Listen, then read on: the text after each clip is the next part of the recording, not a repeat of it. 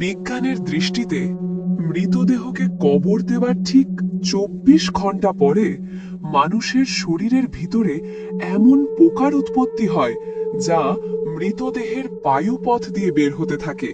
তৎসহ এমন দুর্গন্ধ ছড়ায় যা সহ্য করা অসম্ভব।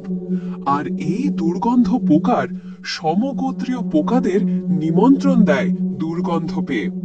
সমস্ত পোকামাকড় খেয়ে মানুষের মৃতদেহের দিকে যাত্রা শুরু করে, আর সবাই মিলে মানুষের মাংস খাওয়া শুরু করে। কবরস্থ করার 3 দিন পরে সবচেয়ে প্রথমে নাকের অবস্থা খারাপ হতে শুরু করে এবং পচন ধরে যায়।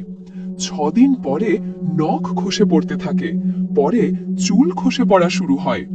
মানুষের শরীরের সমস্ত লোম ঝরে পড়ে আর পেট ফোলা শুরু হয়ে যায়। 10 দিন পরে পেট ফেটে যায় আর শরীরের ভিতরের সমস্ত অংশ বাইরে বেরিয়ে আসে।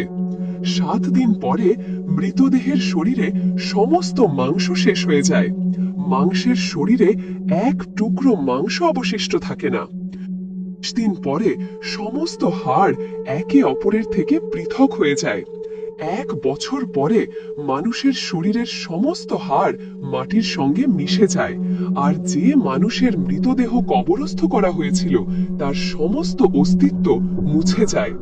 ভাই বোনেরা বলুন, মানুষের এত অহংকার, এত আত্মগরিমা, এত হিংসা, এত বিদ্বেষ, এত লালসা, এত নাম, এত সম্মান, এত শক্তি, এত সামর্থ্য, এত ধন দৌলত, এত ক্ষমতা, এই বাদশাহী কোথায় যায়?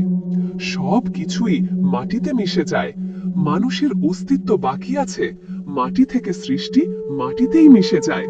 অতএব আপনার কিভাবে চলা উচিত তা কি আর নতুন করে বলার দরকার আছে?